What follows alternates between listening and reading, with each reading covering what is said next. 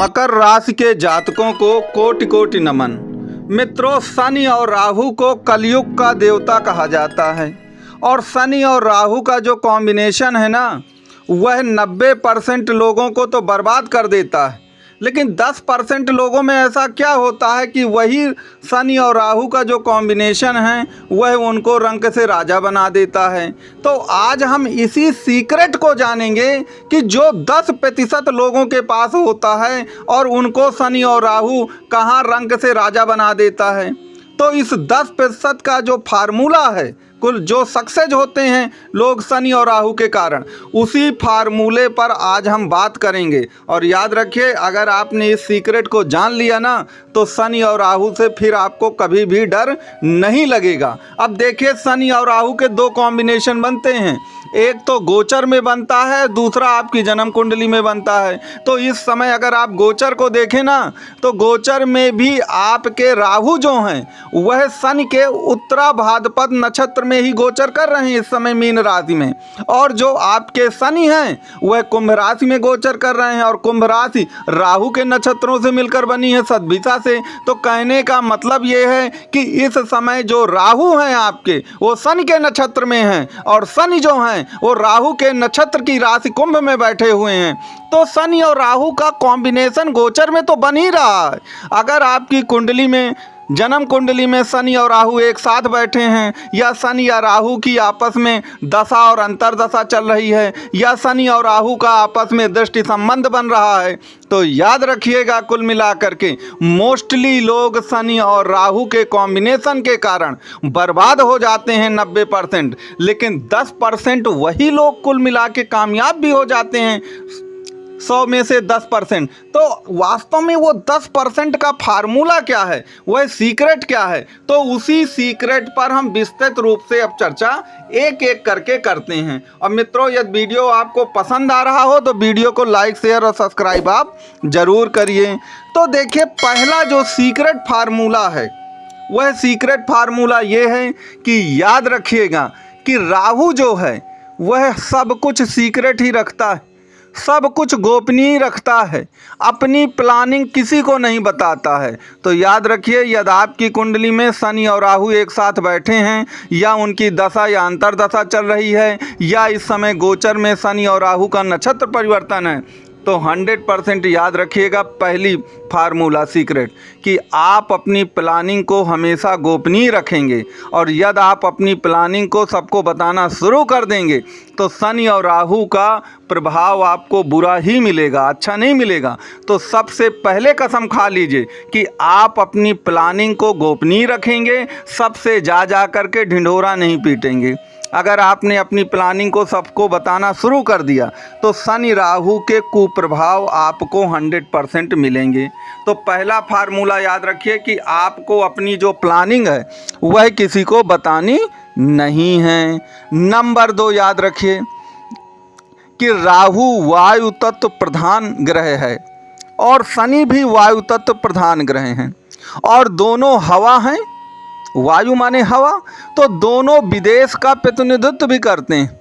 तो यदि शनि और राहु की दशा आपकी चल रही हो, या शनि या राहु का दृष्टि संबंध आपकी कुंडली में हो, या शनि या राहु कुंडली में एक साथ बैठे हों, या इस समय जो गोचर में हो रहा है नक्षत्र परिवर्तन शनि और राहु का, तो याद रखिएगा आपको अपने घर से दूर जाना ही जाना है।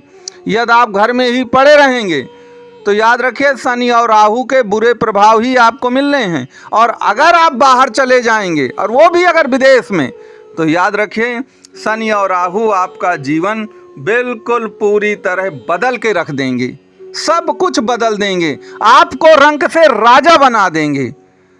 तो दूसरा सीक्रेट याद रखिए, प्रथम सीक्रेट ये है कि आपको अपनी प्लानिंग गोपनीय रखनी है, और दूसरा सीक्रेट ये है कि शनि और राहु दोनों के दोनों वायु तत्व प्रधान ग्रह हैं और एक प्रकार से विदेश का प्रतिनिधित्व करते हैं। तो आपको अपने घर से बाहर निकलना ही पड़ेगा, इस बात को आपको याद रखना है।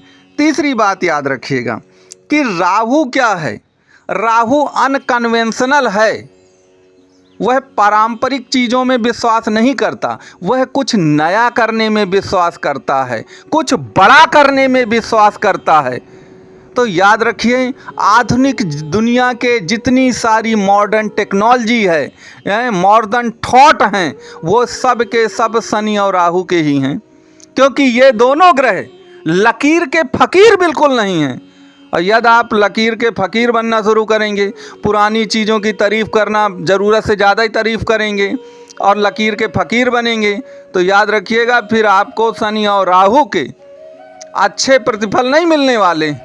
तो आपको लकीर और फ़कीर नहीं बनना है, आपको क्रिएटिव बनना है, आपको कुछ ना कुछ नया करना है, कुछ ना कुछ बड़ा करना है। तो याद रखिए, तभी कुल मिलाकर के शनि और राहु के अच्छे जो प्रभाव हैं वह आपको मिलेंगे। और अगर आप लकीर के फ़कीर बनेंगे तो आपको शनि और राहु के अच्छे प्रभाव नहीं मिलेंगे। तो आप सभी लोग अपनी कुंडलियों को खोलिए। अब कुंडली खोल के पहले तो मुझे कमेंट बॉक्स में ये बताइए कि क्या आपकी जन्म कुंडली में शनि और राहु का कोई कॉम्बिनेशन बन रहा है। शनि और राहु की दशा या अंतरदशा चल रही हो, शनि में राहु हो या राहु में शनि हो, या दोनों एक साथ कुंडली में बैठे हों, या दोनों का दृष्टि संबंध हो, या नक्षत्र परिवर्तन है, ऐसा क्या आपकी कुंडली में घटित हो रहा है।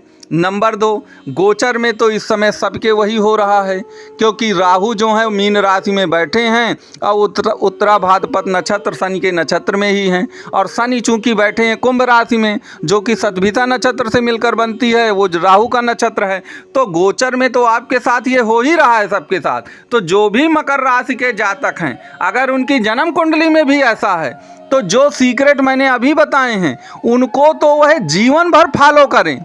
और जिनके केवल गोचर में ये बन रहा है, तो गोचर में अभी यह स्थिति सन की 7.5 के 29 मार्च 2025 तक रहेगी, तो उनको तो यह फार्मूला फॉलो ही करना है। यहाँ पर एक चीज़ याद रखिएगा, राहु इल्लीगल एक्टिविटीज़ को भी प्रमोट करता है, तो आपको इल्लीगल एक्टिविटीज़ से एक प्रकार से बचना है। और राहु शनि की अगर आप बात नहीं मानते, जो मैंने अभी आपको सीक्रेट बताए हैं, तो याद रखिए मन में इनसिक्योरिटी भी बहुत बढ़ती है, तो आप इनसिक्योरिटी से बच जाएंगे। जो फार्मूले मैंने आपको बताए हैं, फार्मूले बहुत से हैं, सबकी चर्चा कर पाना संभव नहीं एक साथ होता है। तो जो भी फार्मूले मैंने आपको बताए हैं, आप केवल इनको फॉलो करिए।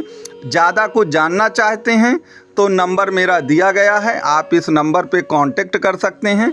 आप अपनी कुंडली का विश्लेषण कराना चाहते हैं तो दिए गए जो नंबर हैं, आप इसमें 100% कॉल कर सकते हैं, व्हाट्सअप कर सकते हैं। और अंत में मेरा आपसे एक ही निवेदन है कि वीडियो अच्छा लगा होगा, तो मेरा ये मानना है कि वीडियो आपको 100% अच्छा लगा होगा, तो आप वीडियो को लाइक, शेयर और सब्सक्राइब आप ज़रूर करें।